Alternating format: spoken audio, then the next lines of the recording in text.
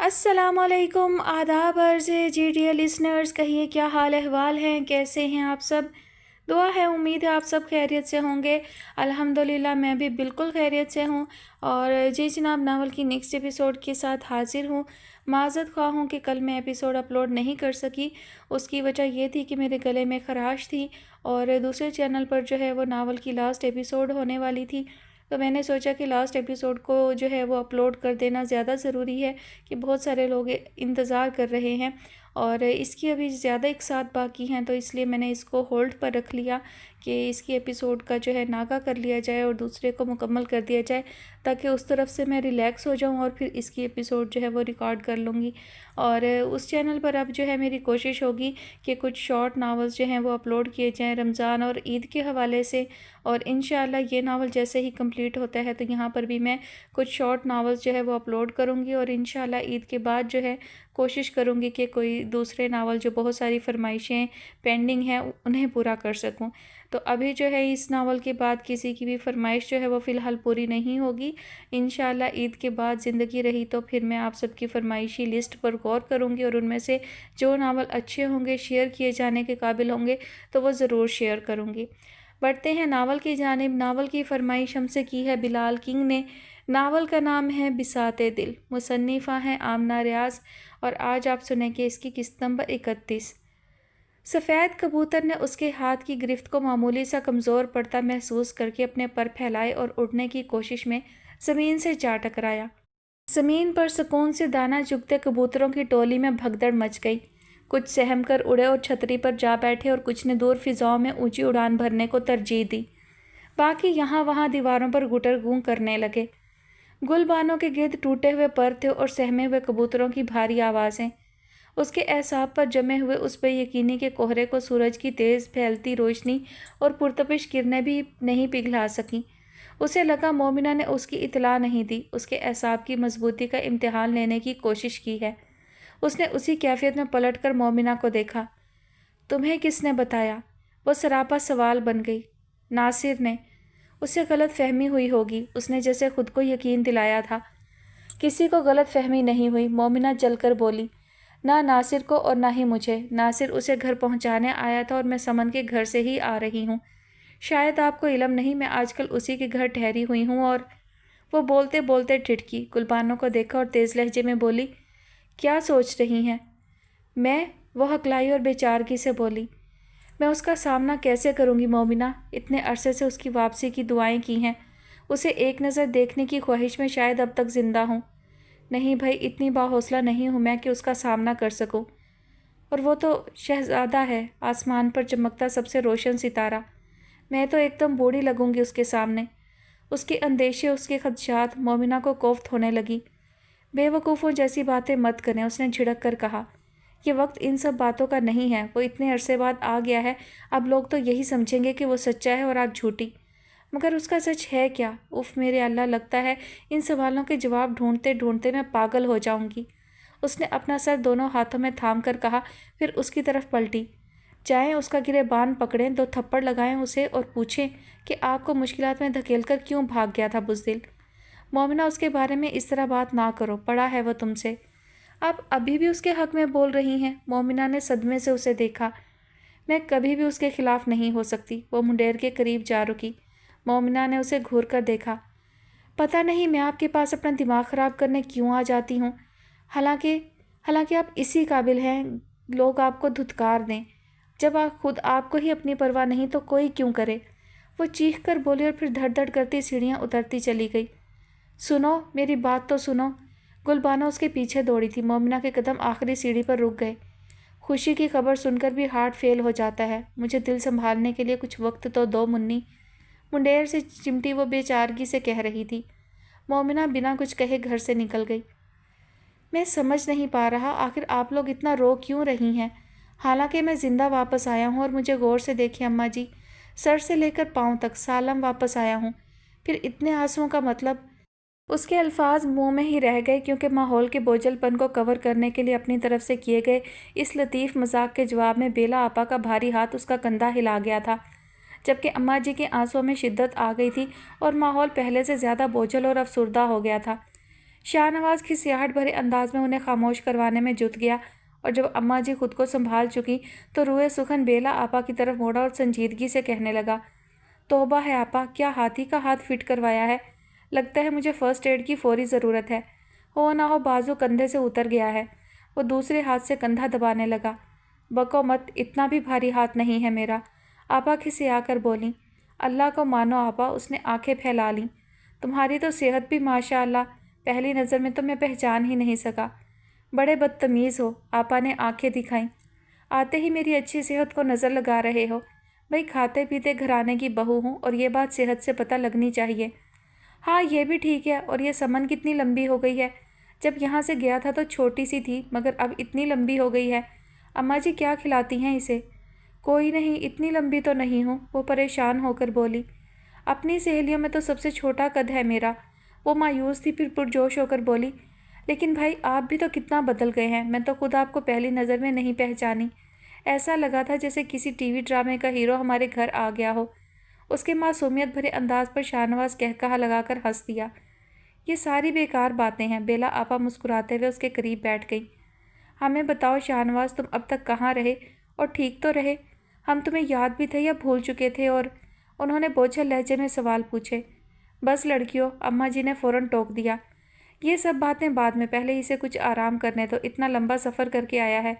शाहनवाज तुम नहा लो बेटा और तुम लोग भाई के लिए नाश्ते का बंदोबस्त करो। भाई मैं आपके लिए हलवा पूरी बनाती हूँ। नहीं गुड़िया, हलवा पूरी कल खाएंगे। तुम अभी मेरे लिए रात के सालन के साथ पराठा बनाओ और साथ में मीठी लस्सी। उसने फ़ौरन फरमाइशी प्रोग्राम शुरू कर दिया।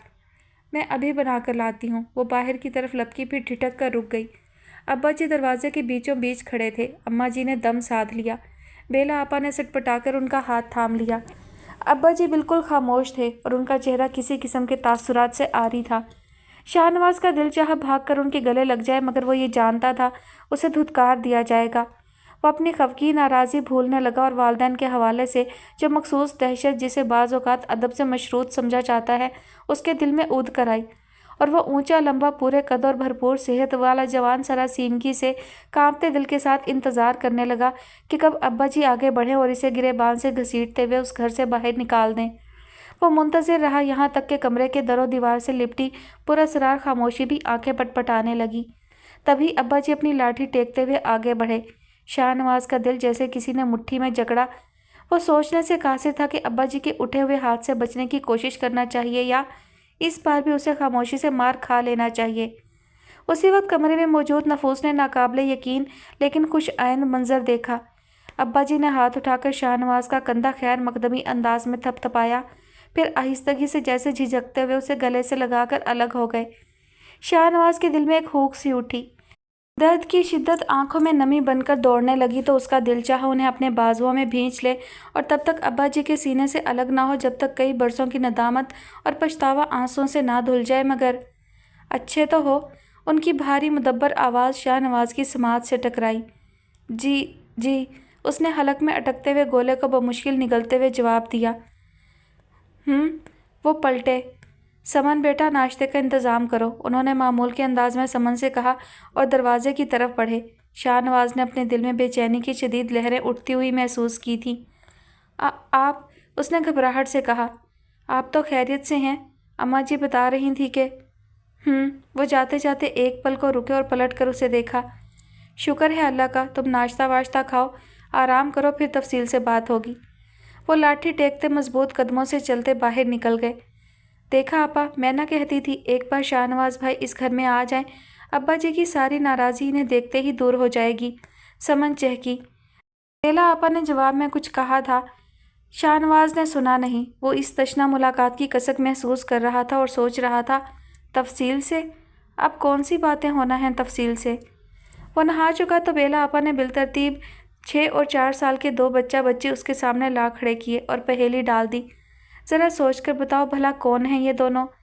शाहनवाज ने मुस्कुराते हुए बगौर उन दोनों को देखा। बच्चे शर्मा कर माँ के अकब में छुपने लगे। तब उसने सहूलत से उन दोनों को अपने करीब कर लिया और बोला, सोचने की ज़रूरत ही नहीं है, क्योंकि ये, उसने बच्चे के गाल को चूमा, हूबहू आपकी कापी है। और ये, वो बच्चे की तरफ मतवज्जा हुआ जो बड़ी बड़ी चमकदार आंखों में दिलचस्पी भरे उसे देख रहा था।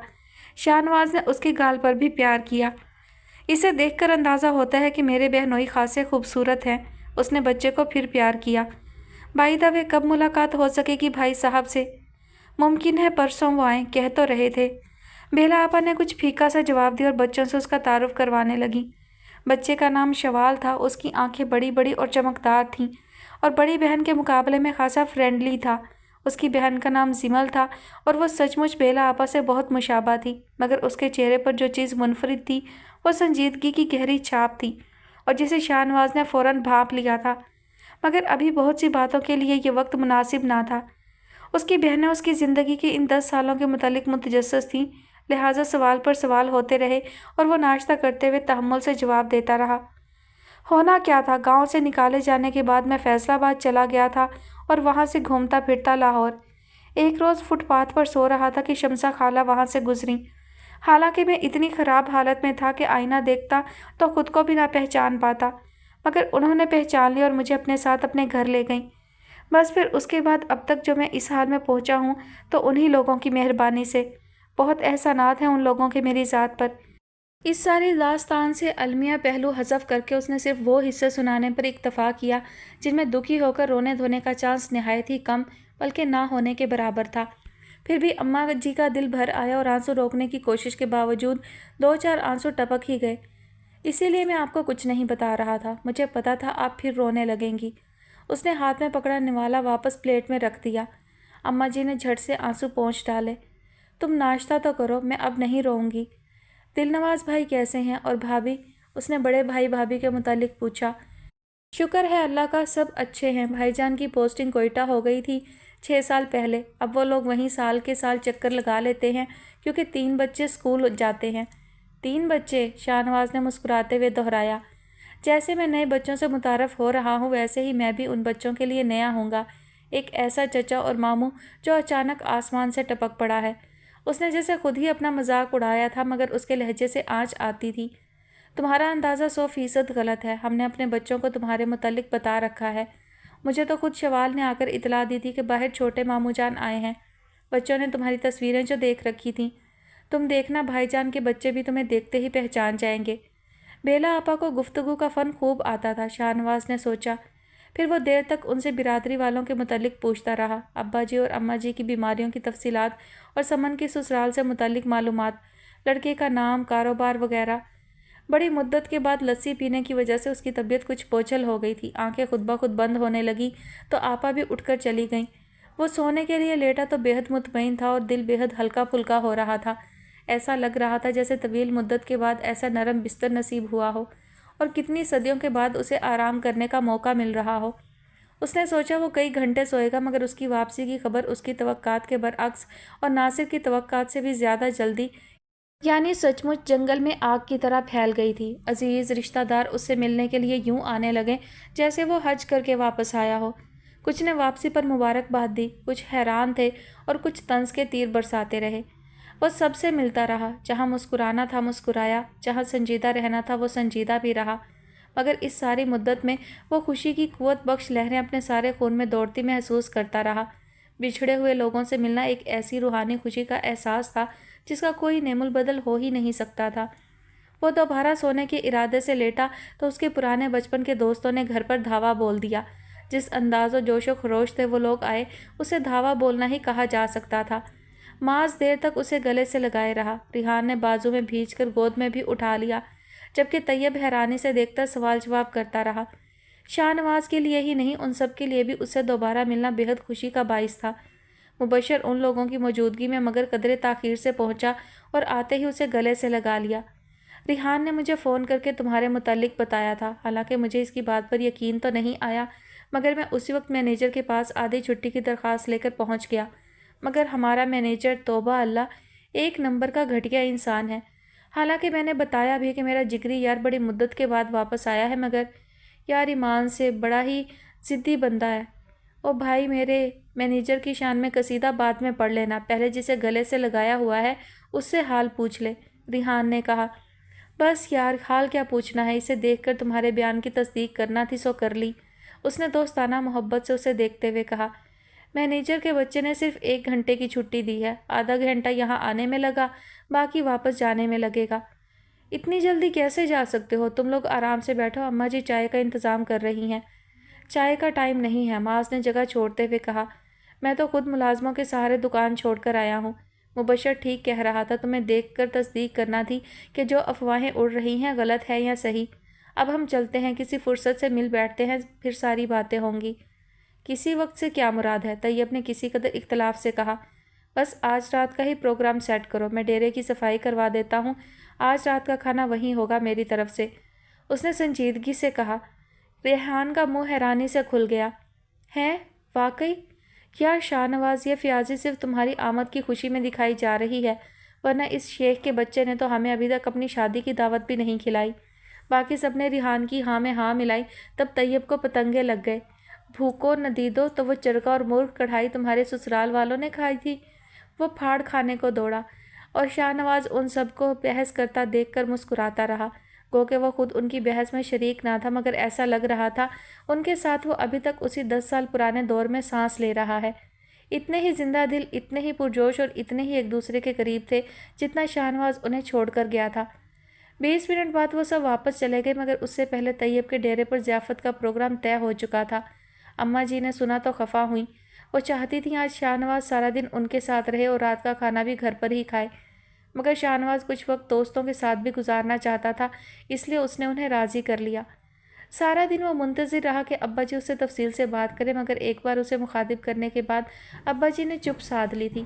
شاہ نواز کا انتظار طویل ہوتا چلا گیا۔ مومنہ نے بیزاری سے چاروں طرف دیکھا۔ سمن کے گھر میں کسی تقریب کا اہتمام ہوا لگ رہا تھا، ہر کوئی مستعد یہاں وہاں بھاگا پھر رہا تھا۔ مہمان خانے سے بار بار چائے ناشتے کی آوازیں بلند ہو رہی تھیں۔ گھر کے مستقل ملازم بھری ہوئی ٹرے لے جاتے، خالی واپس لے آتے۔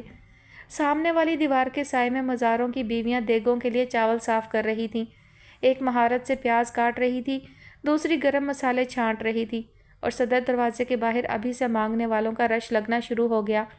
ابھی کچھ دیر پہلے اس نے تائی اماں کو شاہ نواز ملک کا صدقہ 2 کالے بکروں سے اتارتے دیکھا تھا۔ یہ دیگیں بھی اسی سلسلے کی کڑی تھی۔ مومنہ کو کئی بار بچپن میں پڑھی ہوئی وہ کہانی یاد آئی جس میں بادشاہ کا بیٹا کئی سال جنگل میں مصائب سے زندگی گزارنے کے بعد واپس آتا ہے تو اسی طرح صدقہ خیرات کا سلسلہ شروع ہو جاتا ہے۔ اس شخص کو دیکھ کر تو نہیں لگتا کہ اس نے پرمصائب زندگی گزاری ہے۔ یہ کہ یک چاروں جانب سے توجہ ہٹا کر اس نے شاہ نواز کو دیکھا اور بہت دھیان سے دیکھا۔ ابھی کچھ دیر قبل سمن نے اسے اس شخص سے متعارف کروایا تھا۔ مومنہ نے اس پر دوسری نظر نہیں ڈالی۔ وہ اسے اتنا برا لگتا تھا کہ دوسری نظر ڈالنے کا سوال ہی پیدا نہیں ہوتا تھا، مگر اب کی بار اس نے دیکھا تو غور سے دیکھا۔ تب پہلی بار اسے احساس ہوا اگر بالکل غیر جانبداری سے تجزیہ کرتی تو بلا شبہ وہ وجیح انسان تھا، اور اگر فطرتاً اتنا برا نہ ہوتا تو یقیناً گلبانوں کے ساتھ جچتا۔ اس کا قد لمبا تھا، رنگ گندمی، فراخ پیشانی، سلوٹوں سے پاک، مسکراہٹ بھلی معلوم ہوتی تھی، آنکھوں میں چمک تھی اور چہرے پر روشنی۔ دوسروں کی زندگی برباد کرنے والوں کے چہرے اتنے روشن نہیں ہو سکتے۔ یکایک اس کے دل میں یہ خیال پیدا ہوا اور وہ چونک سی گئی۔ اسی وقت شاہ نواز نے شاید کسی کی نظریں خود پر محسوس کر کے ادھر ادھر دیکھا تھا۔ مومنہ نے سٹ پٹا کر رخ بدل لیا، مبادا وہ اسے اپنی طرف دیکھتا پا کر کسی اگلی کہانی کا آغاز کر دے۔ برے لوگ ہر حال میں ہمیشہ برے ہی رہتے ہیں، مگر ایک بات تو ہے، گل بانو نے ایک اس کے لیے خود کو برباد کیا ہے تو کچھ غلط بھی نہیں۔ اس شخص میں کچھ ایسی بات ہے کہ کسی بھی عقل والی کی مت ماری جائے، اس نے کڑ کر سوچا تھا۔ مجھے دراصل شاہ نواز سے بات کرتے ہوئے جھجک محسوس ہو رہی ہے، یہ تو بالکل بابو صاحب بن چکا ہے، وہ پرانے والا للو شاہ نواز تو لگتا ہی نہیں۔ یاد ہے ہم سب اس کے بونگے پن کا کتنا مذاق اڑایا کرتے تھے؟ طیب نے اپنی مسلسل خاموشی کی وجہ بیان کرتے ہوئے ان سب کو پرانے دنوں کی یاد دلائی تھی۔ ایک زبردست خوشی کی لہر ان سب کے درمیان دوڑ گئی۔ پرانے دنوں کی یاد اچھی چیز ہے۔ شاہ نواز کو یاد آیا وہ سب واقعی اسے للو پکارا کرتے تھے، اور یہ یاد آتے ہی اس کے لبوں پر بھی مسکراہٹ دوڑ گئی۔ یار بونگا تو نہ کہو، ماضی میں بھی ایسے کسی بابو صاحب کے لیے یہ لفظ عجیب سا لگتا ہے۔ ریحان نے سیخوں پر کبابوں کا آمیزہ مہارت سے لگاتے ہوئے کہا۔ طیب نے چرگے اور باربیکیو کا انتظام کیا تھا۔ چرگا ملازم نے بنایا تھا، جبکہ کباب اور تکے وہ سب مل کر بنا رہے تھے۔ وسط میں الاؤ روشن تھا اور سرد چاندنی رات ان پر جھکی ہوئی تھی۔ ہاں بھولا پن کہہ لو، کیوں شاہ نواز؟ یہ لفظ سننے میں زیادہ بھلا لگتا ہے نا؟ ریحان نے اسے بھی شامل گفتگو کیا۔ وہ جو ایک طرف ہاتھ پر ہاتھ دھرے مہمانداریاں کروا رہا تھا اور پرانے دنوں کو یاد کرتا چپکے چپکے مسکرا رہا تھا، اس سوال پر کھل کر مسکرایا۔ تم لوگ مجھے بونگا، بھولا، بے وقوف کچھ بھی کہہ لو، مجھے کوئی بھی لفظ برا نہیں لگ رہا، نہ ہی مجھے تم لوگوں کی کسی بات پر اعتراض ہے۔ مگر مجھے اعتراض ہے، مبشر نے سیخوں کو آگ پر پلٹتے ہوئے کہا۔ شاہ نواز دراصل معصوم تھا، جس نے جو کہہ دیا آنکھیں بند کر کے یقین کر لینا اس کی فطرت تھی۔ حقیقت کی ٹوہ میں رہنا یا تحقیق کرنا اس کے نزدیک غیر ضروری تھا۔ ایسے لوگ مارے جاتے ہیں، یہ بھی مارا گیا۔ لیکن ایک بات ہے یار، اس کو بے وقوف بنانے میں مزہ آتا تھا۔ معاذ نے تیزی سے بات پلٹی اور یوں جیسے مبشر کی بات کی گہرائی تک نہ پہنچا ہو۔ کئی بار تو میں نے اسے آم کے باغ میں یہ کہہ کر دھکیل دیا کہ مالی نہیں ہے، ہاں مگر ایک صلاحیت کا اعتراف کرنا پڑے گا کہ یہ مار کھانے کے باوجود آم ضرور لاتا تھا۔ اور یاد ہے امام دین کی گھوڑی کو بھنگ ہم نے پلائی تھی اور صرف ڈول پکڑنے کی وجہ سے سارا الزام آ گیا اس بیچارے پر۔ کتنی مار پڑی تھی اسے اور اس کے فرشتوں کو بھی خبر نہیں تھی کہ اصل معاملہ کیا ہے۔ ریحان نے یاد دلایا۔ ان سب کے زبردست کہکہوں سے آسمان لرز گیا تھا۔ پھر وہ سب دیر تک اپنے بچپن کے قصے دہراتے رہے، وہ جھگڑے، وہ شرارتیں، وہ کھیل اور گیت۔ پھر اچانک مبشر نے کہا، ویسے شاہ نواز، اپنی بے وقوفی کے ہاتھوں تم گلبانوں کے سامنے چاروں شانے چیت رہے۔ تمہیں یاد تو ہوگا ہم تمہیں اس کے معاملہ میں بھی سمجھاتے تھے۔ سب خاموش ہو گئے اور دیر تک خاموش رہے۔ پھر معاذ نے اس خاموشی کو توڑا۔ ہم یہاں شاہ نواز کی واپسی کی خوشی منانے کے لیے جمع ہوئے ہیں، کیا یہاں اس کا ذکر کرنا ضروری ہے؟ بالکل ضروری ہے، مبشر نے قطعیت سے کہا۔ اس کی وجہ سے شاہ نواز کی زندگی برباد ہوئی، اسے اپنا گھر، اپنا گاؤں چھوڑنا پڑا، اتنی بدنامی ہوئی وہ الگ، جبکہ وہ اسی گاؤں میں عزت سے رہتی ہے۔ غیرت کا تقاضا تو یہی ہے شاہ نواز کے اس سے بدلہ لیا جائے۔ گڑے مردے اکھاڑنے کا کیا فائدہ، ریحان نے جھنجھلا کر کہا۔ طیب نے تائید کی، ہاں اس نے جو زندگی گزاری وہ بھی کسی مردے سے کم نہیں ہے۔ جانے دو، مبشر نے فوراً اختلاف کیا، کیا ہم نے دیکھا نہیں ہے وہ کیسی خوشحال زندگی گزارتی رہی ہے؟ ایسا کون سا نفع ہے جو اس نے حاصل نہیں کیا؟ مشکلات تو شاہ نواز نے دیکھی ہیں، اپنوں سے دور تو یہ رہا ہے۔ مجھے تمہاری کسی بات سے اختلاف نہیں ہے، لیکن تصحیح بہرحال کر لو، شاہ نواز بھلے ہی اس گاؤں سے دور رہا ہو مگر اپنی محبت و احترام یہاں کے لوگوں کے دلوں سے نہیں نکال سکا، جبکہ گلبانوں کو اس گاؤں میں رہنے اور خود کو سچا ثابت کرنے کے باوجود احترام نہیں دیا گیا جو اس گاؤں کی دیگر بیٹیوں کو ملتا ہے۔ اس حساب سے تو اس کے عمل کی سزا مل چکی ہے۔ یار تم لوگ کیا بیکار باتیں لے بیٹھے ہو، معاذ نے مداخلت کی، پھر اس کی طرف پلٹا جو یوں خاموشی سے ان سب کی گفتگو سن رہا تھا جیسے موضوع گفتگو اس کے علاوہ کوئی اور ہو۔ یار تم ہمیں اپنے بارے میں بتاؤ، کہاں رہے اب تک، کیسی زندگی گزری؟ اس نے موضوع ہی بدل دیا اور سب ہمدن گوش شاہ نواز کو دیکھنے لگے، اور شاہ نواز جیسے صد مجبوری 10 سال پیچھے چلا گیا۔ کیا بتاؤں یار، یہاں سے ابا جی کی جوتیاں کھا کر نکلا تو جسم زخموں سے چور تھا، پیر میں جوتی نہیں تھی اور جیب ایک تھیلے سے بھی خالی۔ پتہ نہیں کیسے بھٹکتا بھٹکتا ساہیوال پہنچ گیا، وہاں سے فیصل آباد۔ تفصیل سے نہیں بتا سکتا، سمجھو زخم ادھر جاتے ہیں، پھر کئی روز نہیں بھرتے۔ فیصل آباد میں ایک چھوٹا سا دربار تھا، میں زمانے کی ٹھوکریں کھاتا وہاں پہنچا تو وہیں کا ہو رہا، لنگر بٹتا تو پیٹ بھر لیتا۔ یہاں مجھے ایک آدمی ملا، کمال نام تھا اس کا، درمیانی عمر کا تھا اور بے حد ہمدرد۔ جب تک میں مکمل طور پر صحت یاب نہیں ہو گیا وہ میری تیمارداری کرتا رہا۔ اس نے مجھ سے کہا میں اس کے مرحوم بیٹے کی عمر کا ہوں اور اتفاق سے کسی قدر اس کا ہم شکل بھی، اس لیے اس نے مجھے اپنا بیٹا بنا لیا۔ میں خوش نہیں تو بہرحال مطمئن ضرور تھا۔ سر چھپانے کو چھت بھی میسر آ گئی تھی اور پیٹ بھرنے کو روٹی بھی مل جاتی تھی۔ میں کمال کے گھر رہ کر اپنے مستقبل کی پلاننگ کرنے لگا۔ اس دوران کمال سے کچھ عجیب مشکوک سے لوگ ملنے کے لیے آتے رہے۔ کمال ان سے میرا تعارف اپنے بیٹے کی حیثیت سے کرواتا۔ اس دوران میں بہت زیادہ سونے لگا تھا، 18 گھنٹے سونے کے باوجود مجھ پر قنوط کی طاری رہتی۔ میں نے اس بات کا ذکر کمال سے کیا، اس نے مجھے یہ کہہ کر مطمئن کر دیا کہ چونکہ مجھے بہت عرصہ بعد سہولیات اور بے فکری نصیب ہوئی ہے اس لیے میرے اعصاب پرسکون نیند پوری کر رہے ہیں، اور اس نے مجھ سے کہا کہ کچھ دن میں ہم نوشہرہ چلے جائیں گے اور وہاں اس کے آبائی گھر میں رہیں گے۔ مگر اگلے چند روز میں مجھ پر کمال کی شخصیت کھل گئی۔ کمال دراصل ایسے گروہ کا سرغنہ تھا جو انسانی اعضاء فروخت کرتے ہیں، اور جو لوگ وقتاً فوقتاً اس سے ملنے آتے تھے وہ اس کے ساتھی تھے اور اس مذموم کاروبار کے شریک۔ کمال نے مجھے بے وقوف بنا کر میری آنکھوں اور گردے کی قیمت بھی وصول کر لی تھی۔ نوشہرہ کے بہانے وہ مجھے اپنے اڈے پر لے جاتا جہاں میرا آپریشن کیا جانا تھا۔ میں خوف سے کانپنے لگا۔ وہ ساری باتیں چھپ کر سنی تھی، اس لیے کمال ناواقف تھا کہ میں سب کچھ جان چکا ہوں، اسی لیے اس نے مجھ پر کوئی پابندی عائد نہیں کی شام تک میں اگلی پلاننگ کرتا رہا اور شام ہوتے ہی اس سے کچھ پیسے لے کر کچن کا سامان خریدنے کے بہانے وہاں سے بھاگ نکلا۔ اس کے آگے میری طویل جدوجہد کا آغاز ہوا۔ میں شہروں شہروں بھٹکتا پھرا، پہلے لاچار ہو کر بھاگتا رہا، پھر خود کو بچانے کے لیے، کیونکہ مجبوری یہ تھی، ہر شہر میں کہیں نہ کہیں کمال کے آدمی ٹکرا جاتے تھے۔ اس دوران کون سی مشقت ہے جو میں نے نہیں کی؟ لوگوں کے کتے نہلائے، گٹر صاف کیے، بھوکا پیاسا کئی روز فٹ پاتھوں پر سویا۔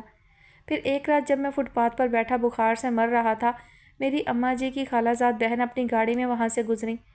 اماں جی کی خالہ کی شادی غیر برادری میں ہوئی تھی، اس لیے ان سے ملنا ملانا نہ ہونے کے برابر تھا۔ شمسہ خالہ کی چونکہ اماں جی سے کسی زمانے میں دوستی رہی تھی، اس لیے ایک آدھ سرسری ملاقات بھی ہو چکی تھی۔ شاید اسی ملاقات نے کام کر دکھایا۔ بری حالت میں ہونے کے باوجود انہوں نے مجھے پہچان لیا اور زبردستی اپنے ساتھ لے گئی۔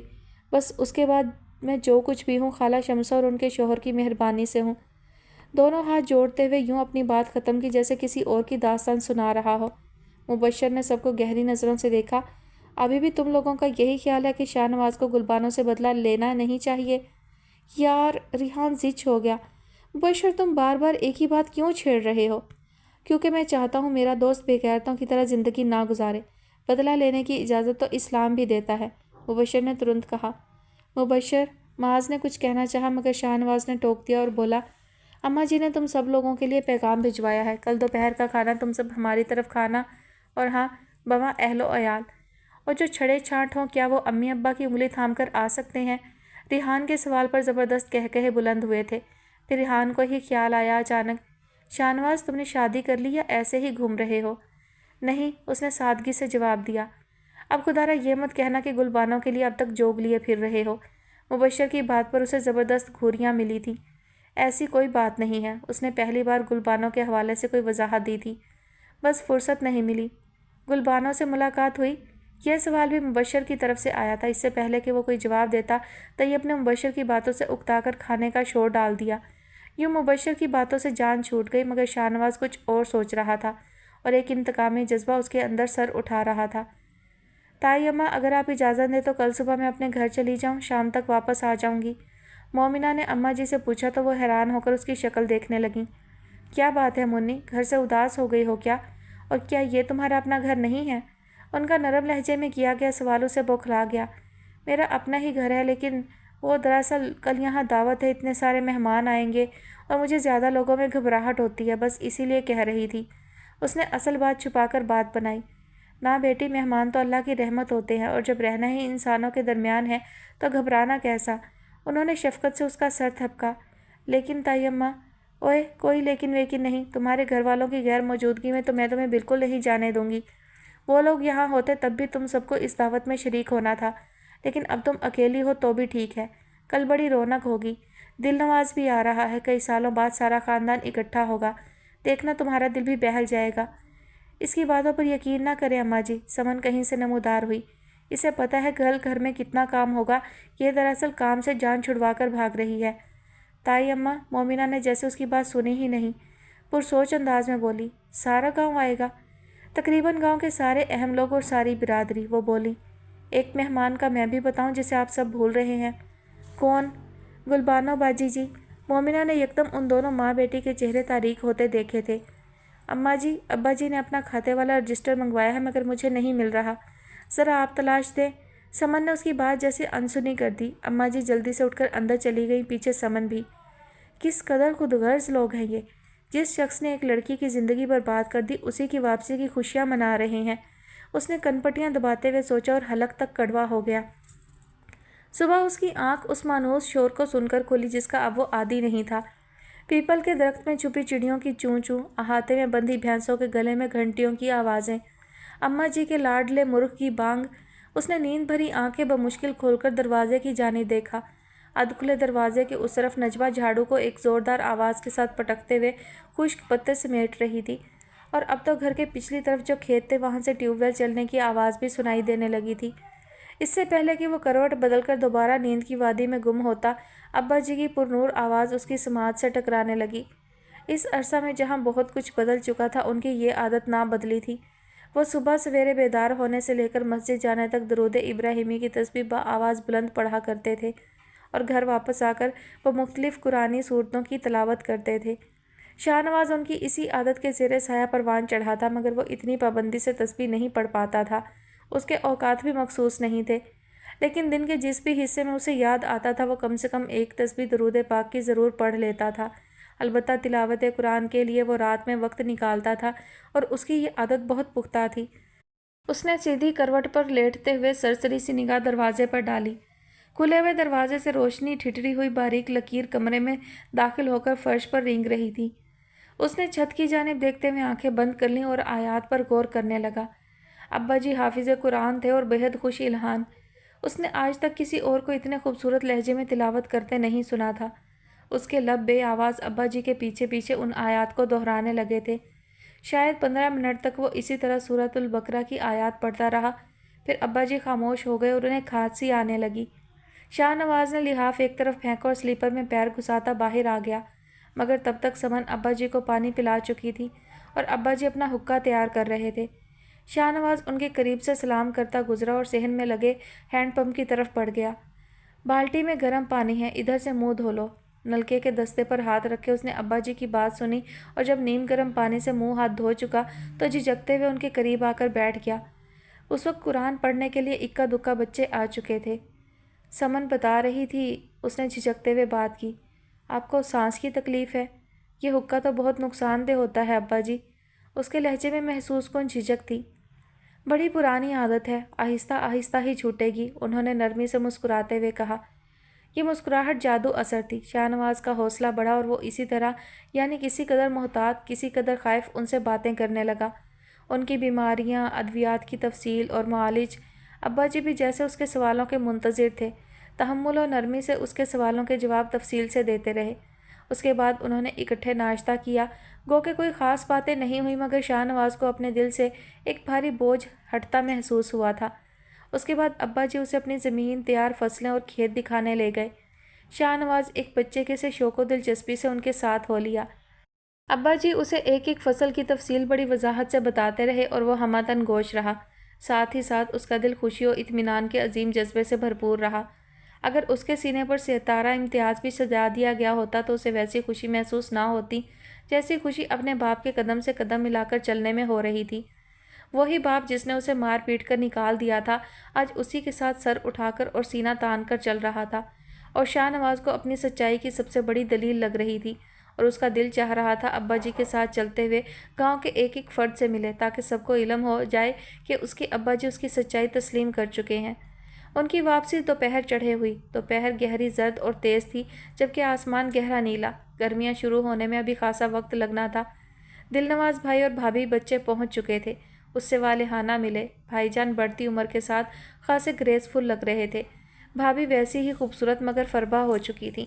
بیلا آپا نے صحیح کہا تھا، بچے واقعی اس کو پہچانتے تھے، دیر تک اس سے باتیں کرتے رہے۔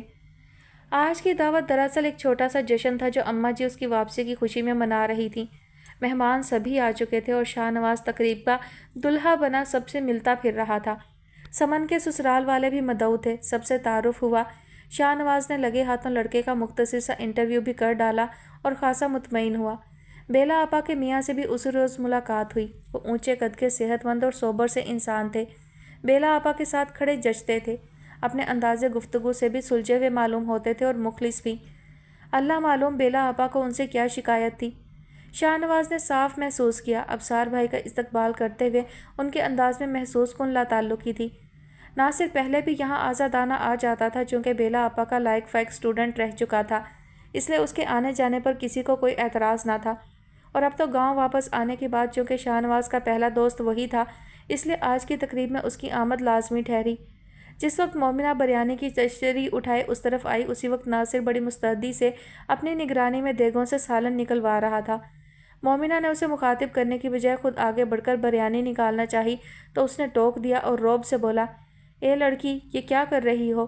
یہ برتن یہاں رکھو اور آ کر لائن میں لگ کر اپنی باری کا انتظار کرو۔ کسی بھی ایرے گہرے کو دیگوں کو ہاتھ لگانے کی اجازت نہیں دی جا سکتی۔ مومنہ نے دھیان نہیں دیا، خاموشی سے بریانی نکالتی رہی۔ آپ پر ہم ہی سے ہی بات تو کر لیں ہم سے، کچھ نہ کہنے سے محبت کا گماں ہوتا ہے۔ ناصر کو بولنے کا عارضہ لاحق تھا اور مومنہ پر نظر پڑتے ہی زبان پر کچھ زیادہ ہی گدگدی ہونے لگتی تھی۔ لہٰذا اس وقت بھی چند منٹ کی خاموشی اور جواب کا انتظار کرنا خاصا سہانے روح لگا۔ تبھی لہک کا شیر پڑ ڈالا۔ مومنہ کے ہاتھ کپ کپائے، پہلے دیگ کا چمچہ پھسلا، پھر ٹرے بھی چھوٹ گئی۔ برتن چونکہ دھات کے تھے اس لیے زوردار شور مچا کر خاموش ہو گئے، البتہ رنگ برنگے چاول دور تک بکھرتے چلے گئے۔ ہاں، مومنہ کے منہ سے صدمے کے مارے اتنا ہی نکلا۔ پھر اس نے کھا جانے والی نظروں سے ناصر کو گھورا، وہ بھی متاسف سا بکھرے چاولوں کو دیکھ رہا تھا۔ دیکھا، کر دیا نا نقصان؟ اس نے سر اٹھا کر مومنہ کو دیکھا۔ اسی لیے میں ہاتھ لگانے سے منع کر رہا تھا۔ تم غصے کی شدت تلے الفاظ بھی دب گئے۔ سمن دوڑی چلی آئی۔ یہ کیا ہوا؟ پہلے ناصر کو سوالیہ نظروں سے دیکھا، پھر مومنہ کو جو غصے سے لال بھبوکا ہو رہی تھی۔ اس سے کچھ نہ پوچھو سمن، ناصر نے جلدی سے کہا۔ اس کی زبان صدمے سے گنگ ہو گئی ہے۔ سمن کی آنکھیں تعجب سے پھیل گئیں۔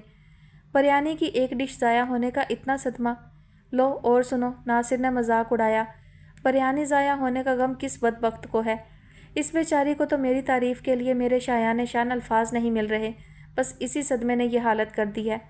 وہ اتنی سنجیدگی سے کہہ رہا تھا کہ یقین نہ کرنے کے باوجود سمن حیران ہو کر مومنہ کا چہرہ دیکھنے لگی، جو اس بات پر کچھ اور لال ہو گیا تھا۔ تم انتہائی گھٹیا ہو، نفرت کرتی ہوں میں تم سے۔ وہ دھپ دھپ کرتی چلی گئی۔ اسے کیا ہوا ہے؟ سمن پلٹی۔ الفت نہیں، نفرت ہی صحیح، کسی شاعر نے اسے بھی محبت کی ادا کہا ہے، وہ اطمینان سے بولا۔ سمن دھیان دیے بنا مومنہ کے پیچھے چل دی۔ بی کیے جاؤ نفرت، میں نے بھی اس نفرت کو محبت میں نہ بدلا تو ناصر الدین چودھری میرا نام نہیں۔ اس نے بالوں میں انگلیاں چلاتے ہوئے دل ہی دل میں مومنہ کو مخاطب کیا، ساتھ ہی ملازم کو بکھرے چاول سمیٹنے کا حکم دیا۔ تبھی شاہ نواز وہاں آ گیا۔ آہا، تقریب کے دلہا صاحب تشریف لائے ہیں، آئیے آئیے، اور ساتھ ہی یہ بتائیے قورمے کی دیگ کی قربت میں بیٹھنا پسند فرمائیں گے یا بریانی کی دیگ کے ساتھ جگہ فارغ کروا دی جائے؟ یہ گاؤں کا کوئی نیا ٹرینڈ ہے کیا، یعنی دلہا کو دیگوں کے ساتھ بٹھانا؟ سمجھ تو وہ چکا تھا مگر پوچھنا اپنا فرض سمجھا۔ میری باتوں پر دھیان نہ دیں، دراصل مجھے بچپن سے بک بک کرنے کی عادت ہے، اور اس عادت میں بڑھتی عمر کے ساتھ ساتھ نکھار آ رہا ہے۔ اور آپس کی بات ہے، نکھار تو آج آپ پر بھی بڑا آیا ہے، بلکہ روب کہنا زیادہ رہے گا۔ کیا ہے کہ میں اردو کے مضمون میں ہمیشہ سے ہی نکما رہا ہوں، ہمیشہ صحیح موقع پہ غلط لفظ بول دیتا ہوں۔ خیر، آپ تو آج سچ مچ دلہا لگ رہے ہیں۔ بھابھی جی دستیاب ہوتی تو لگے ہاتھوں آپ کا ولیمہ بھی بھگتا لیا جاتا۔ خیر، بیٹر لک نیکسٹ ٹائم۔ یار، ہر نان سٹاپ کا بھی کوئی نہ کوئی سٹاپ تو ضرور ہوتا ہے۔ تم کس مٹی کے بنے ہو؟ پہلے تو مجھے یہ بتائیں، نان سٹاپ سے مٹی کا کیا تعلق ہے؟ ویسے میں نے کبھی سوچا نہیں، لیکن آپ نے بڑا ہی غور طلب سوال اٹھایا ہے۔ میں اس پر ضرور غور کروں گا، بشرط یہ کہ فرصت ملی تو۔ سوچتے ہوئے اچانک اس نے شانے بے نیازی سے کہا، جانے دو، تمہیں اب کہاں فرصت ملنی ہے؟ اندر ہی اندر جو کھچڑی پکا رہے ہو، اس سے فرصت ملے گی تو کسی اور بات پر غور کرو گے۔ وہ موڑا گھسیٹ کر بیٹھ گیا۔ کھچڑی نہیں شاہ نواز بھائی، اس دیگ میں تو بریانی ہے، اس نے دیگ میں جھانک کر حیرانی سے کہا، اور یہ بھی میں نے نہیں پکائی۔ اچھا ہی ہوا، ورنہ سارے مہمان بھاگ جاتے۔ وہ ہنسا۔ اچھا سنو، میں آج دلہا لگ رہا ہوں تو بات سمجھ آتی ہے کہ یہ دعوت میرے اعزاز میں دی گئی ہے۔ تم کس خوشی میں شہبالہ بنے گھوم رہے ہو؟ شاہ نواز نے پوچھا۔ میں نے سنا ہے، اس نے سنجیدگی سے بات شروع کی، بڑی عمر میں شہبالہ بننے سے شادی جلدی ہوتی ہے۔ ویسے تو اس مقصد کی کامیابی کے لیے میں ہر روز بعد نماز عشاء گھوڑے شاہ قبرستان کی آخری قبر کے سرہانے ایک ٹانگ پر کھڑا ہو کر چلہ بھی کاٹ رہا ہوں۔ آپ سے مقصد میں کامیابی کے لیے دعا کی اپیل کی جاتی ہے، عین نوازش ہوگی۔ تم بالکل احمق ہو، شاہ نواز نے فوراً نتیجہ اخذ کر لیا۔ اس مقصد میں کامیابی کے لیے اتنا مشکل چلہ کاٹنے کی کیا ضرورت ہے؟ اپنے اماں ابا کو اپنا حال دل بتا کر مومنہ کے گھر بھیج دو، باقی کے معاملات وہ لوگ خود ہی نپٹا لیں گے۔ سبحان اللہ، اپنے ہاتھ دیجئے۔ ناصر پھڑک اٹھا۔ شاہ نواز نے گھبرا کر ہاتھ پیچھے کر لیے۔ کیا کرنا ہے؟ آپ کے ہاتھ پر بیعت کرنا چاہتا ہوں۔ متاثر تو خیر میں آپ سے بچپن سے ہی رہا ہوں، آج آپ کا موت قد بھی ہو گیا ہوں، آپ تو دلوں کا حال بھی جان لیتے ہیں۔ یا پیر و مرشد، مجھے اپنی مریدی میں لے لیں۔ ناصر کی خصوصیت یہ تھی کہ مذاق بھی اتنی سنجیدگی سے کرتا تھا کہ فرق کرنا مشکل ہو جائے۔ سچ سچ بتائیں شاہ نواز بھائی، آپ کو میرے دل کے حال کی خبر کیسے ہوئی؟ کہیں آپ کے پاس موکل تو نہیں؟ جو بات تمہارے تھوبڑے پر لکھی ہوئی ہے اسے پتہ چلانے کے لیے مجھے موکلوں کی بھی ضرورت نہیں ہے۔ ہے سچ میرے تھوبڑے پر لکھا ہے؟ وہ حیران ہوا، پھر افسردہ۔ ایک میری بیبے ہیں جو میرے چہرے سے دل کا حال جاننے کا دعویٰ ضرور کرتی ہیں، مگر اتنی اہم بات انہیں پتہ ہی نہیں چلی۔ افسردہ مت ہو بچے، امید ہمیشہ اچھی رکھنی چاہیے۔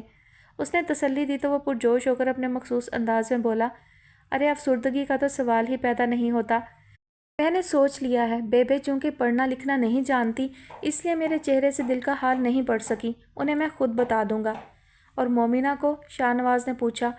उसे नहीं बता सकता, पूरी जंगली बिल्ली है, मेरा मुंह नोच लेगी। बस ज़रा मुनासिब वक्त आने दें। और इस दौरान उसे कोई और ले उड़ा तो? उसे अपना ख्याल आ गया। अव्वल तो किसी की मजाल नहीं, और अगर ऐसा हुआ तो ऐन उसकी शादी के दिन उसके घर के सामने मैं खुदकुशी कर लोगे? नहीं, दुल्हा को कत्ल कर दूंगा और उसके बाद छुरा लहराता हुआ वो गाना गाऊंगा, जिंदाबाद जिंदाबाद ए मोहब्बत जिंदाबाद। उसने अपने अज़ाइम का इजहार किया, फिर पूछा, वैसे आपको कैसी लगी? अच्छी है, शाहनवाज ने सरसरी जवाब दिया। सिर्फ अच्छी? नकचिड़ी और गुसीली लगती है, थोड़ी सी बेवकूफ़ भी। मुझे यूँ लगा जैसे मुझसे खफा है। शाहनवाज को उससे मुलाकात याद आ गई। वाह, इसीलिए मैं आपकी सलाहियतों का इतना मोतरफ़ हूँ। शक्ल देखते ही बंदा पहचान भी लिया। वो अश कर उठा। वैसे आप परवाह ना करें, मोमिना गुलबानों की सहेली है और उसी ने उसे आपके खिलाफ भड़का रखा है, नासिर ने कहा। ओह, शाहनवाज बस इतना ही कह सका।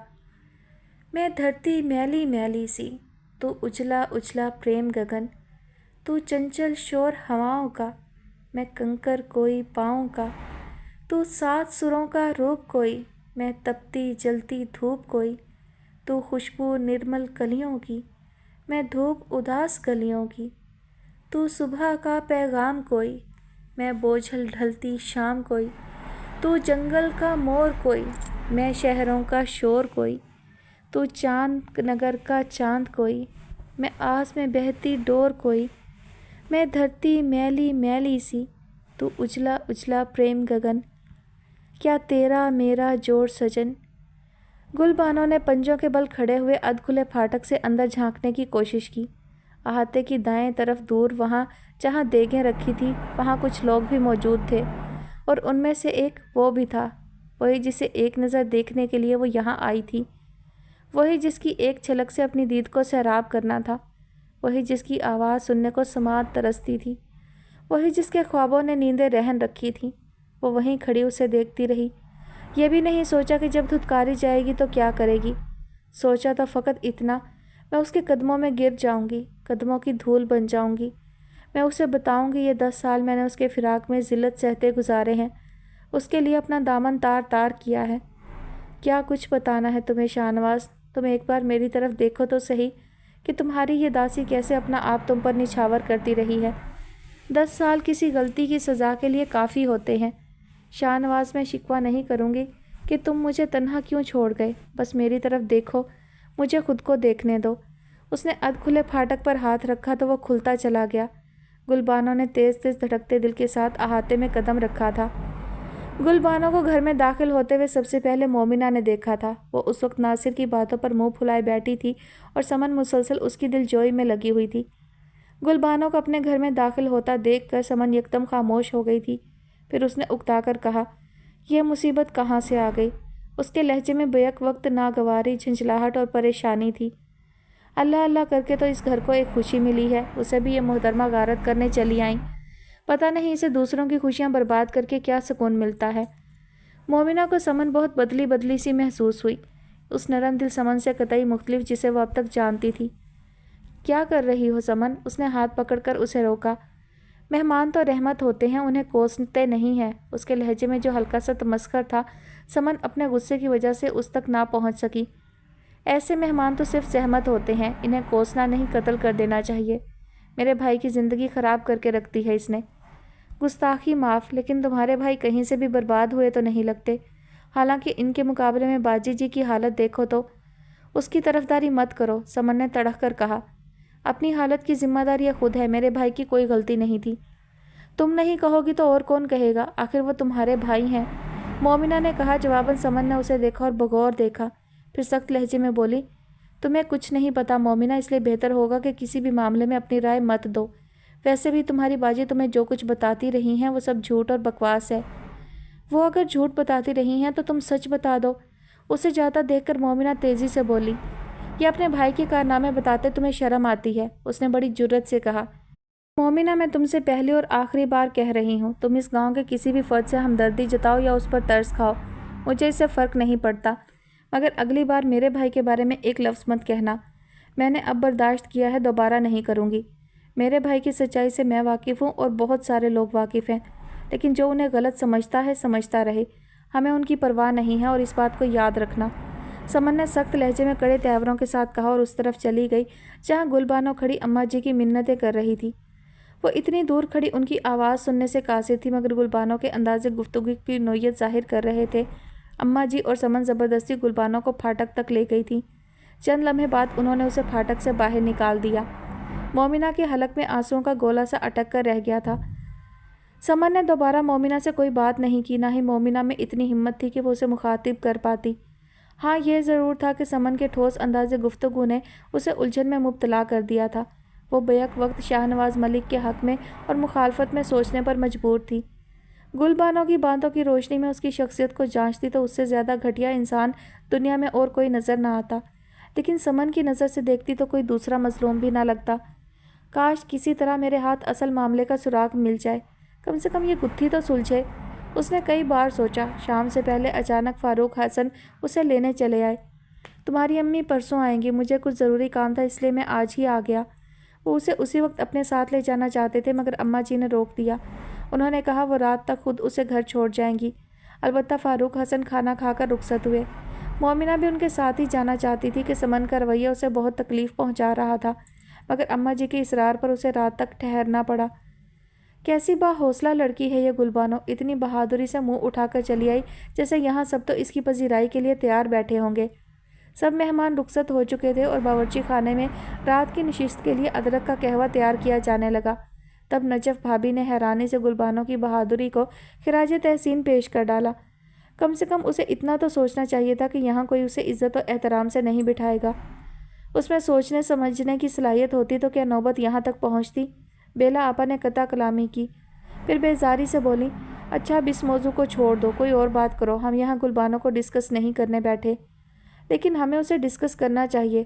آج جو تماشا وہ یہاں لگانے آئی تھی اس کا اصل مقصد یہی تھا کہ اسے موضوع گفتگو بنایا جائے۔ سمن فریج کھولتے ہوئے ایک دم پھٹ پڑنے کے انداز میں بولی، اب تک وہ جو بھی کرتی رہی ہے اس کا صرف یہی مقصد ہوتا ہے۔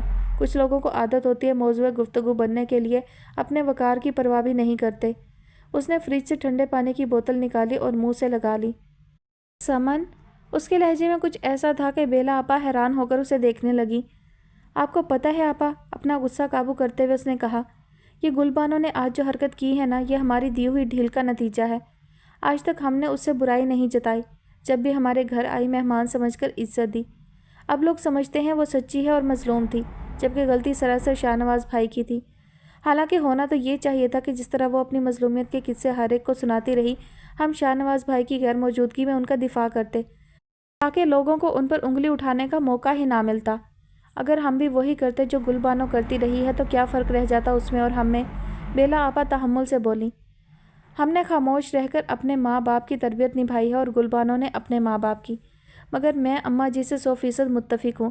کسی کی بیٹی پر انگلی نہیں اٹھانا چاہیے، خواہ اس کے کردار میں کتنا ہی جھول کیوں نہ ہو۔ اب یہی دیکھ لو، ہم نے کبھی شاہ نواز کی صفائی کسی کو نہیں دی، مگر گاؤں کا ہر فرد جانتا ہے وہ حق پر تھا۔ آپ غلط فہمی کا شکار ہیں آپا۔ مومنہ ابھی آئی تھی، سمن نے تیکھی نظروں سے اسے دیکھتے ہوئے کہا۔ کچھ لوگ تو ابھی تک گل بانو کی باتوں پر آنکھیں اور کان بند کر کے یقین کرتے ہیں، کبھی نہ کبھی انہیں بھی حقیقت کا علم ہو جائے گا۔ تم کیوں اپنا خون چلاتی ہو؟ ہمارا بھائی واپس آ گیا، یہی بہت ہے۔ ارے مومنہ، وہاں کیوں کھڑی ہو، اندر آ جاؤ۔ ان کی نظر ابھی اس پر پڑی تھی۔ نہیں آپا، میں گھر جا رہی ہوں، بس آپ لوگوں کو اللہ حافظ کہنے آئی تھی، اس نے متوازن لہجے میں کہا۔ ارے ابھی کیوں جا رہی ہو، صبح چلی جانا، رات میں دیر تک باتیں کریں گے۔ انہوں نے گویا لالچ دیا تھا۔ ابا گھر میں اکیلے ہیں بیلا آپا، انہیں چائے پانی کا پوچھنا ہے اور بستر بھی لگانا ہے، اس لیے ابھی جانا ضروری ہے۔ اچھا، اللہ حافظ۔ اور ہاں، وہ سب پر الوداعی نظر ڈالتے ہوئے رکی، اماں جی کہہ رہی ہیں مردوں کے لیے قہوہ تایا جی کے کمرے میں بھجوا دیں۔ اس نے پیغام دیا اور واپس پلٹ گئی۔ شاہ نواز، تم نے شادی کر لی؟ نجف بھابی نے قہوہ کی پیالی اسے پکڑاتے ہوئے پوچھا۔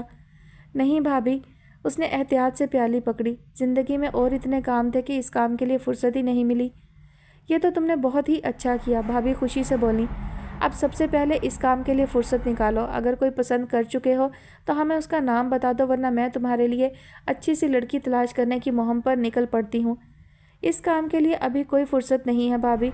हाँ, अलबत्ता जब भी फुर्सत मिलेगी और शादी का इरादा होगा तो मैं आपकी खिदमत ज़रूर लूँगा, उसने मुस्कुराते हुए कहा। ये क्या बात हुई भला? बेला आपा ने भी मुदाखलत की। फुर्सत में तो शादी होगी, लड़की तो पहले से ही तलाश करना पड़ेगी। मैं कहती हूँ नजफ़, इस मुहिम का आगाज़ अभी से कर देते हैं। बस तुम यूँ करो, हमें अपनी पसंद नापसंद बता दो। बेला आपा ने एक साथ 2 लोग निपटाए। मुझे अभी कोई शादी वादी नहीं करनी, इसलिए बराहे मेहरबानी इस टॉपिक को यहीं रहने दे। शाहनवाज भाई, आप अभी तक यहीं बैठे हैं? समन कमरे में दाखिल हुई थी। आधा घंटा पहले अब्बा जी ने अपने कमरे में बुलवाया था।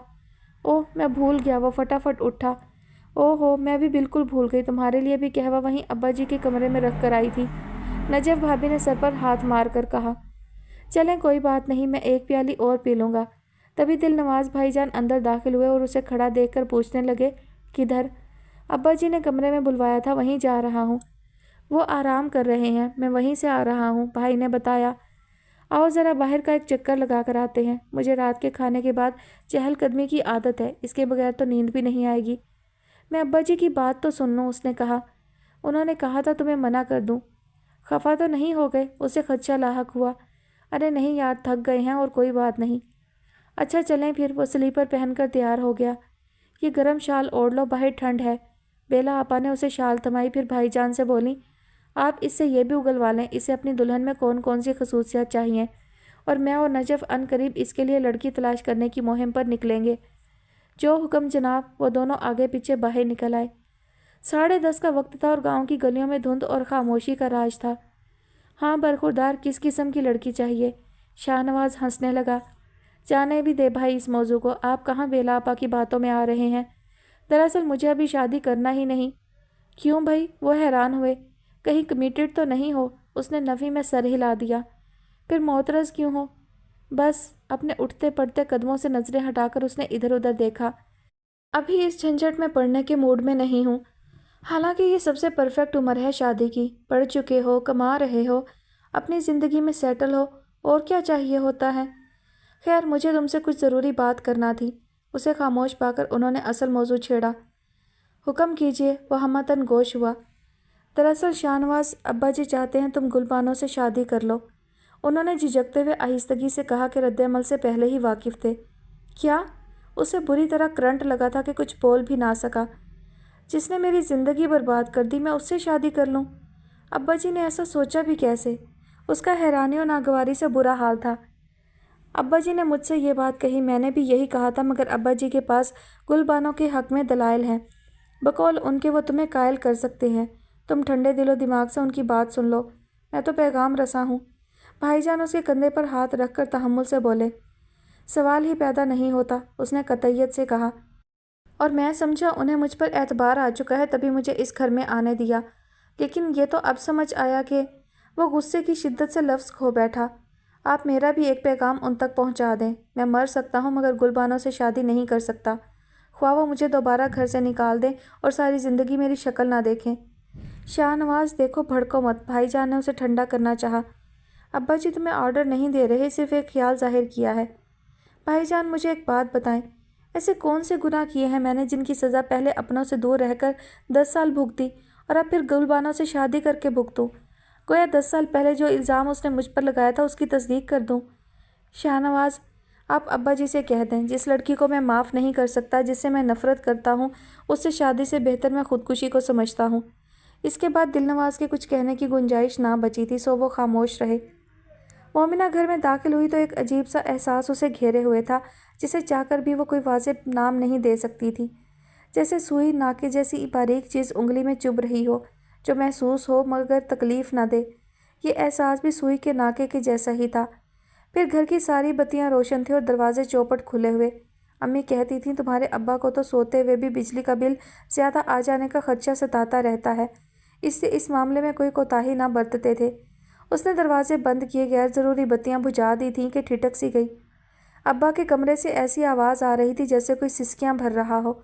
वो चौंक कर और कदरे एहतियात से आगे बढ़ी और अंदर के मंजर ने उसके सर पर मौजूद सातों आसमान को हिलाकर रख दिया। गुलबानो उसके अब्बा के कंधे पर सर रखे रो रही थी और अब्बा उसके गिर्द बाजू फैलाए उसे थपक रहे थे। मोमिना दम बखूद उन दोनों को देखे गई। गुलबानो सिसकियां भरते हुए कुछ बड़बड़ा रही थी और अब्बा मुसलसल उसे तसल्लियां दे रहे थे। तभी उनकी नज़र उस पर पड़ी और वह गड़बड़ाकर उठ खड़े हुए। अरे मुन्नी, आओ बेटा, तुम कब आई? ये गुलबानो तुमसे मिलने आई थी, घबराहट में वो बोलते चले गए। मुन्नी, तुमने देखा उन लोगों ने मुझे घर से निकाल दिया? गुलबानो उसकी जानिब लपकी। मोमिना ने देखा उसके चेहरे पर सिर्फ अपना दुख था, रंगे हाथों पकड़े जाने की घबराहट नहीं। मुन्नी, वो उसके गले लगना चाहती थी मगर मोमिना ने हाथ उठाकर उसे दूर रखा। खामोशी से एक नज़र गुलबानो के सुते हुए चेहरे पर डाली, दूसरी गहरी नज़रों से अब्बा का झुका हुआ सर और खिफ़्फ़त-ज़दा शर्मसार चेहरा देखा जिस पर घबराहट ज़्यादा थी। फिर वो पलटी और दबीज़ खामोशी से चलती हुई अपने कमरे में जाकर चटखनी चढ़ा दी। वो रात उसने आंखों में गुजारी। दोस्ती और अज़मत के दो बुत एक साथ गिरकर पाश पाश हुए थे। किरचियाँ समेटने में बड़ा वक्त लगना था। किसी डरावने ख्वाब के साए तले उसकी आंख लग गई। अपने तेज तेज धड़कते दिल पर हाथ रखे उसने अतराफ का जायज़ा लिया और ये देखकर खासी मुतमईन हुई कि वह अपने कमरे में थी। घड़ी 11 बजा रही थी मगर चूंकि खिड़कियों पर भारी पर्दे पड़े हुए थे इसलिए दिन रात की तखसीस करना नामुमकिन था। उसने अपने चेहरे से पसीना पोंछा और हाथ बढ़ाकर टेबल लैंप भी ऑन कर दिया। कमरे में पहले ही ट्यूबलाइट रोशन थी। टेबल लैंप ने उस रोशनी में इजाफा कर दिया। अपने दिल को लाहक इस खौफ के बायस गो कि उसकी नींदें हराम हो चुकी थी मगर रात के वक्त भी ट्यूबलाइट्स ऑन रखना उसकी आदत बन चुकी थी। वो सीलिंग फ़ैन के परों को देखते हुए अपनी ज़िंदगी के इस तारीक पहलू पर गौर करने लगी। आसाइशात के हसूल की इस नजस दौड़ में जो कुछ उसने ठुकराया वो सब एक तरफ, मगर जो सुकून गंवा दिया उसका कोई नेमुल बदल हो ही नहीं सकता था। दिन के औकात में इस दूसरे दर्जे के मामूली से फ्लैट में तन्हाई और खौफ की ज़िंदगी गुजारती वो फिर भी किसी कदर मुतमईन होती, मगर शाम ढलते ही दीवारों से लिपटते साए उसकी जानिब लपकने लगते। उसके बाल खींचते, हाथों पर काटते, नथनों में घुसते, हलक में रेत बनकर फंस जाते। उन सायों से बचने का वाहिद तरीका था कि सारे घर की लाइट्स जलाई जाए, सो वो ये करती, मगर खौफ के मारे नींद भी ना आती तो उसे स्लीपिंग पिल्स का सहारा लेना पड़ता। अब तो खैर ये आदत इतनी पुख्ता हो चुकी थी कि गोली के बगैर नींद का तसव्वुर भी मुहाल था। गो के वो जानती थी मज़हर उसके इर्द गिर्द कहीं नहीं है। उसके तो फरिश्तों को भी खबर ना होगी कि गेतियारा लाहौर के इस मामूली फ्लैट में घुट घुट कर मर रही है, मगर इन सब बातों को जानने के बावजूद वो अपने दिल से मज़हर के डर को नोच कर फेंक नहीं पाई थी। पीरज़ादा के मरने के बाद उसने सोचा था ज़िंदगी अब सहल हो जाएगी, मगर चंद रोज़ बाद ही तन्हाई के खौफ ने उसकी तरफ पंजे निकालने शुरू कर दिए थे। वो जिस फ्लैट में रह रही थी उसे उस फ्लैट को खाली करने का नोटिस मिल गया था। गेती ने सोचा वो बिल्डिंग के मालिक से मिलकर चंद दिन की मोहलत तो ले सकती है ताकि कहीं और रिहाइश इख्तियार कर सके। उस बिल्डिंग का मालिक एक अरबी शेख था। उसने गेती को चंद दिन की मोहलत देने की बजाय वो फ्लैट ही उसे देने की बात की, मगर साथ ही अपनी चंद फरमाइशें भी नोट करवा दी। वो शेख इतना डरावना और बदसूरत था कि मराहत हासिल करने के लिए भी गेती खुद को उसके साथ रहने पर आमादा नहीं कर पाई। इनकार करने के बाद शेख यकीनन उसका दुश्मन हो जाता, इसलिए गेती ने वहाँ से फ़रार होना मुनासिब समझा। और उस बेचारे की बिसात ही कितनी थी। दुबई से निकली और पाकिस्तान पहुँच गई। कराची जाने का सवाल ही पैदा नहीं होता, लिहाजा कुर्रा फाल लाहौर के नाम निकला, क्योंकि पीरज़ादा ने यहाँ जौहर टाउन में 5 मरले का मकान उसे तोहफ़तन दिया था, जिसके कागजात उसके पास मौजूद थे। मगर यहाँ आकर पता चला कि वह तमाम कागजात नकली थे और पीरज़ादा ने उसे बेवकूफ़ बनाया था। अब गेती के पास कोई रास्ता ना बचा था। मजबूरन उसने प्रॉपर्टी डीलर से मिलकर यह फ्लैट हासिल किया जिसकी घुटन और गंदगी बेमिसाल थी। चंद माह सुकून के बसर हुए मगर अब फिर मुश्किलात आन टपकी थीं। फ्लैट के मालिक ने उसे तंग करना शुरू कर दिया था। वो अगले 2 माह का किराया एडवांस मांग रहा था, जबकि गेती के अकाउंट में सिर्फ 36,000 की रकम बाकी रह गई थी। 2 माह का किराया अदा करके उसे 2 वक्त का खाना खाने के लिए कचकोल लेकर सड़कों पर निकलना पड़ता या फिर से वही काम शुरू करना पड़ता जो मज़हर उससे करवाता रहा था। अभी वो उस तारीकी से रोशनी की कोई किरण तलाश कर ही रही थी कि डोरबेल ज़ोर ज़ोर से बजने लगी। गेती ने खौफो घबराहट से अपने रोंगटे खड़े होते महसूस किए थे। अब्बा जी ने उसे अपने कमरे में तलब किया था। शाहनवाज ने अपने एसाब पर एक बोझलपन महसूस किया और कनपटी के करीब एक रग ज़ोर ज़ोर से फड़कने लगी।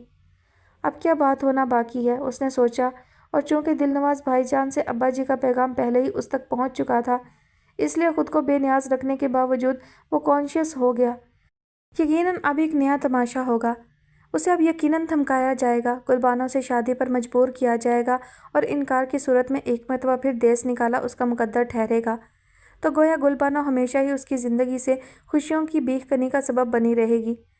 ایک گہری سانس بھر کر ابا جی کے سامنے ڈٹ کر انکار کرنے کے لیے خود کو تیار کرتے ہوئے وہ اٹھ کھڑا ہوا اور چھوٹے چھوٹے قدم اٹھاتا ابا جی کے کمرے کی طرف آ گیا۔ رات کی تاریکی میں خاموش پڑے برآمدے میں کھلے ہوئے دروازے سے ٹیوب لائٹ کی دودھیا روشنی بہہ رہی تھی۔ وہ آہستگی سے اندر داخل ہوا، پھر ٹھٹک سا گیا۔ ابا جی پلنگ پر نیم دراز تھے۔ دل نواز بھائی جان پائنتی کی طرف بیٹھے ان کے پاؤں داب رہے تھے۔ بھائی جان بات مکمل کرتے ہوئے ہنس رہے تھے۔ ابا جی کے باریک چہرے پر مسکراہٹ تھی اور یہ منظر اتنا بھرپور، اتنا مکمل تھا کہ شاہ نواز کو تلاشی بسیار کے بعد بھی وہاں اپنی جگہ دکھائی نہ دی۔ کیسی دل دکھانے کی بات تھی یہ بھی۔ ارے شاہ نواز، دروازے میں کیوں کھڑے ہو؟ اندر آؤ نا۔ بھائی جان کی نظر اس پر پڑی تھی۔ آپ نے بلوایا تھا ابا جی؟ وہ جھجکتا ہوا اندر آ گیا۔ مجھے یاد آیا ابا جی، میں نے ایک ضروری فون کرنا تھا۔ آپ لوگ باتیں کیجئے، میں بس 5 منٹ میں واپس آتا ہوں۔ بھائی جان اپنی جگہ چھوڑتے ہوئے بولے۔ شاہ نواز کا دل چاہا وہ اچک کر اس جگہ قبضہ جما لے اور ابا جی کے پیر دابنے لگے، مگر اس مگر سے آگے ایک خلا تھا جو اس کے اور ابا جی کے درمیان حائل ہوتا تھا۔ اس نے اپنے لیے ایک کرسی ہولے سے گھسیٹ کر پلنگ کے قریب کی، مگر بے ساختہ پن سے پلنگ کی پائنتی پر جھجکتے ہوئے بیٹھ گیا۔ تمہاری ماں بتا رہی تھی تم واپس جا رہے ہو؟ کمرے میں بہتی خاموشی کے بہاؤ میں ابا جی کی آواز نے خلل ڈال دیا تھا۔ پرسوں صبح واپس چلا جاؤں گا۔ شمسہ خالہ کے بیٹے اور بیٹی کی شادی ہے، اسی سلسلے میں جلدی جانا پڑ رہا ہے، ورنہ چھٹی تو میں نے 1 مہینے کی لی ہے۔ کنکھیوں سے ابا جی کے پیروں کی طرف دیکھتے ہوئے اور اپنے بے چین ہاتھوں کو بار بار ان کے پیروں کی طرف بڑھنے سے روکنے کی کوشش کرتے ہوئے اس نے جواب دیا۔ ایک مرتبہ پھر خاموشی ان کے درمیان گشت کرنے لگی تھی۔ وہ دونوں ہی اپنی اپنی جگہ جھجک کا شکار تھے۔ میں نے دل نواز سے کہا تھا کہ گلبانو کے متعلق تمہاری رائے معلوم کر لے۔ بالآخر ابا جی نے وہ تکلیف دہ موضوع چھیڑ ہی دیا جو متوقع تھا۔ شاہ نواز کے ہاتھ ان کے پیروں کی طرف بڑھتے بڑھتے سمٹ کر گود میں آ رہے۔ میں انہیں جواب دے چکا ہوں، اس نے چھوٹے بچے کی طرح بسور کر جواب دیا۔ بہرحال مجھ تک تمہارا جواب نہیں پہنچا۔ وہ چند لمحے خاموش رہا۔ جو آپ چاہتے ہیں وہ میں نہیں کر سکتا۔ جس لڑکی کی شکل نہ دیکھنے کی قسم کھائے بیٹھا ہوں، اس سے شادی کا سوال ہی پیدا نہیں ہوتا۔ اس نے میری زندگی کا ناقابل تلافی نقصان پہنچایا ہے۔ مجھے حیرانی ہے آخر آپ کے ذہن میں یہ خیال آیا بھی کیسے کہ میں حامی بھر لوں گا۔ اس کی آواز مدھم لیکن لہجہ خفا خفا سا تھا۔ طاقت رکھنے کے باوجود معاف کر دینا اعلیٰ ظرفی کی نشانی ہوتی ہے شاہ نواز، انہوں نے کمزور لہجے میں کہا۔ میں اعلیٰ ظرف نہیں ہوں، اس نے سابقہ انداز میں کہا۔ وہ شرمندہ ہے بیٹے اور تنہا بھی، اسے تمہارے سہارے کی ضرورت ہے۔ معاف کیجیے گا ابا جی، مگر میں آپ کی بات سے اختلاف کر رہا ہوں۔ وہ تنہا ہے اسی لیے شرمندہ ہے، اور میں اسے سہارا کیوں دوں جبکہ 10 سال پہلے اس نے میرے سارے سہارے چھین لیے تھے۔ وہ میرے دوست کی بیٹی ہے، دوست بھی وہ جسے میں نے اپنا بھائی مانا تھا۔ آج اس کی بیٹی کسی مشکل میں ہے تو کیا مجھے اسے تنہا چھوڑ دینا چاہیے؟ واہ ابا جی، کتنا درد ہے آپ کے دل میں اس کے لیے۔ میں نے یہ 10 سال کس طرح گزارے ہوں گے کہ آپ کو ایک بار بھی خیال آیا؟ مجھے لگا اس عرصے میں آپ کو میری صداقت کا یقین آ گیا ہوگا، مگر اب سوچتا ہوں اپنی سچائی ثابت کرنے سے زیادہ مجھے اس چیز کا خیال رکھنا چاہیے تھا کہ آپ کے دل میں میرے لیے کتنی جگہ ہے۔ مجھے افسوس ہے سچا ہونے کے باوجود آپ کے دل میں میرے لیے معمولی سی بھی جگہ نہیں۔ جگہ ہوتی تو آپ کبھی مجھے اس ناپسندیدہ ہستی سے عمر بھر کا رشتہ جوڑنے کے لیے نہ کہتے۔ میں معذرت چاہتا ہوں ابا جی، آپ کی خواہش پوری کرنا میرے اختیار میں نہیں ہے، اس نے کہا اور کمرے سے باہر نکل گیا۔ یہ بھی نہ دیکھا کہ ابا جی کے چہرے پر کیسی محرومی چھا رہی ہے۔ کون ہے؟ گیتی نے لرزتے دل اور لرزتی ٹانگوں کے ساتھ دروازے کے قریب ہوتے ہوئے پوچھا، مگر خوف کے باعث اس کی آواز اتنی مدھم تھی کہ خود اس کی سماعت تک بھی بمشکل رسائی حاصل کر پائی۔ جواب موصول نہیں ہوا تھا۔ گیتی کے خوف میں کئی گنا اضافہ ہوا، اس کا حلق بالکل خشک ہو چکا تھا اور پانی کی طلب اب زور مار رہی تھی۔ وہ ڈرتی ہوئی بڑی ہمت سے دروازے کے کچھ اور قریب ہوئی اور آئی ڈور سے آنکھ لگا کر باہر جھانکا۔ اسے حنان کا چہرہ بالکل خود سے قریب دکھائی دیا تھا۔ ایک دم سکون و اطمینان کی لہریں اس کے وجود میں پھیل گئیں۔ دروازے کی کھردری سطح سے پیشانی ٹکا کر اس نے چند گہرے گہرے سانس لیے۔ اس دوران حنان کئی بار بیل بجا چکا تھا۔ گیتی نے چٹکنی گرا کر یکدم دروازہ کھول دیا۔ حنان کا بیل بجاتا ہاتھ ہوا میں معلق رہ گیا۔ اگر تم ابھی دروازہ نہ کھولتی تو میں واپس چلا جاتا اور دوبارہ کبھی نہ آتا۔ وہ دروازہ کھلنے میں تاخیر سے کوفت زدہ ہو گیا تھا۔ پتہ نہیں تم دروازہ کھولنے میں اتنی دیر کیوں لگاتی ہو؟ مسلسل گھنٹیاں بجاتے میں خود کو احمق محسوس کر رہا تھا، بلکہ ہر دفعہ کرتا ہوں۔ بس یہ آخری بار ہے گیتی، اگر اگلی بار بھی تم نے یہی کیا تو میں دوبارہ نہیں آؤں گا۔ اس نے اندر آتے ہی دھمکی دی تھی۔ تم نے مجھے ڈرا ہی دیا۔ اس کی اتنی لمبی بات کے جواب میں گیتی نے فقط اتنا ہی کہا تھا۔ تو کون سی نئی بات ہے؟ یہ تو میں ہر دفعہ ہی کرتا ہوں، وہ جل کر بولا۔ پھر ہاتھوں میں پکڑے دونوں شاپنگ بیگز پٹکنے کے انداز میں لاؤنج کے سینٹرل ٹیبل پر رکھ دیے۔ جو لسٹ تم نے دی تھی وہ میں لے آیا ہوں، سامان چیک کر لو، اس نے کہا اور خود لاؤنج سے ملک واش روم میں گھس گیا۔ گیتی تشکر سے واش روم کے بند دروازے کو دیکھتی رہی، پھر صوفے پر بیٹھ کر سامان چیک کرنے لگی۔ تنہائی اور قسم پرسی کے اس دور میں حنان اس کا واحد پرسان حال تھا۔ دبئی سے واپسی پر ایئرپورٹ کی پارکنگ میں اس کی ملاقات حنان سے ہوئی تھی۔ وہ اپنے کسی دوست کو سی آف کرنے کے بعد واپس جا رہا تھا۔ وہ اس کے قریب سے اجنبیوں کی طرح گزر رہا تھا کہ گیتی نے بے اختیار اسے مخاطب کر لیا۔ حنان کی آنکھوں میں شناسائی کی چمک آنے میں چند منٹ لگے تھے، لیکن اس نے اسے پہچان لیا۔ اس کے بعد وہ اس سے اسی انداز میں حال احوال دریافت کرنے لگا تھا۔ گیتی نے اسے اپنی پیٹی ہوئی زندگی کے متعلق کچھ نہیں بتایا، بلکہ وہ سارا وقت یہ ظاہر کرتی رہی کہ دبئی سے چھٹیاں منا کر واپس آ رہی ہے۔ حنان نے اسے اس کے مطلوبہ ایڈریس پر ڈراپ کرنے سے پہلے فون نمبرز کا تبادلہ کیا تھا۔ ان کی یہ ملاقات اگلی ملاقاتوں کا پیش خیمہ بنی۔ حیرت انگیز طور پر گیتی کو اس سے خوف محسوس نہیں ہوتا تھا، بلکہ وہ اس کے ساتھ گھومتے پھرتے ہوئے بڑا تحفظ محسوس کرتی تھی۔ حنان اس کے فلیٹ میں جب دل چاہتا آنے لگا تھا۔ رفتہ رفتہ ان کی بے تکلفی میں اضافہ ہوتا چلا گیا تھا۔ ارد گرد رہنے والے ایک تنہا لڑکی کے گھر کسی جوان لڑکے کو آتا دیکھ کر اس کے بارے میں کیا رائے قائم کر رہے ہیں، اسے اس کی قطعاً پرواہ نہیں تھی۔ وہ صرف اتنا جانتی تھی کہ حنان دنیا میں وہ واحد شخص ہے جسے کسی مشکل میں گرفتار ہونے کی صورت میں وہ مدد کے لیے پکار سکتی ہے۔ تم یہاں کیسے رہتی ہو؟ مجھے حیرانی ہے تم اتنی گندگی والی جگہ پر کیسے رہ لیتی ہو؟ وہ اپنی سوچوں میں غلطاں تھی جب پشت پر حنان کی اکتاہٹ بھری آواز سنی۔ تم پلیز یہاں کبھی کبھار ڈسٹنگ ہی کر لیا کرو، اس نے چند لمحے بعد کہا تھا۔ کتنی گھٹن ہے یہاں، اس پر یہ بکھراوا۔ اس نے ناگواری سے لاؤنج میں بکھرے گندے میلے کپڑوں کے ڈھیر اور یہاں وہاں بکھرے لڑکتے برتنوں کو دیکھ کر کہا، میں یہاں اس لیے رہتی ہوں کیونکہ اس سے بہتر جگہ میں افورڈ نہیں کر سکتی۔ حنان کی ساری باتوں کو نظر انداز کرتے ہوئے اس نے تحمل سے کہا اور سوکھے دودھ کا ڈبہ لے کر کچن میں گھس گئی۔ کافی پیو گے؟ بہتر جگہ افورڈ نہ کرنا الگ بات ہے، اور افورڈ کی ہوئی جگہ کو بدتر حال میں پہنچا دینا الگ بات ہے۔ وہ کچن کے دروازے میں آ رکا اور فریم سے کندھا لگا کر اسے دیکھنے لگا، جو غربت، تنہائی، بدحالی کے باوجود اتنی دلکش تھی کہ اسے دیکھ کر دل کی دھڑکن الجھتی ہوئی محسوس ہوتی۔ بڑے باپ کے بیٹے ہو، بڑی بڑی باتیں تمہیں سوٹ بھی بہت کرتی ہیں۔ برنر کی طرف رخ کیے وہ سادگی سے بولی، بڑے باپ کا بیٹا ہونے سے کوئی فرق نہیں پڑتا۔ بڑی باتیں کرنے کے لیے ظرف بڑا ہونا چاہیے یا حوصلہ ہونا چاہیے۔ اس گندے فلیٹ میں میری واحد اٹریکشن تم ہو۔ اگر تم یہاں نہ ہو تو میں مر کر بھی یہاں نہ آؤں۔ مجھے اندازہ ہے حنان کہ تم یہاں صرف میری وجہ سے آتے ہو۔ میں تمہارے جذبات کی بہت قدر بھی کرتی ہوں، مگر اس سے زیادہ میں کچھ نہیں کر سکتی۔ تمہیں میری فائنینشیل پوزیشن کا پتہ ہے۔ اب صرف تمہارے لیے میں اچھے فلیٹ میں رہائش کیسے اختیار کر سکتی ہوں، جبکہ میرے پاس ایک عمدہ فلیٹ کا کرایہ بھرنے کے لیے روپے ہی نہیں ہے۔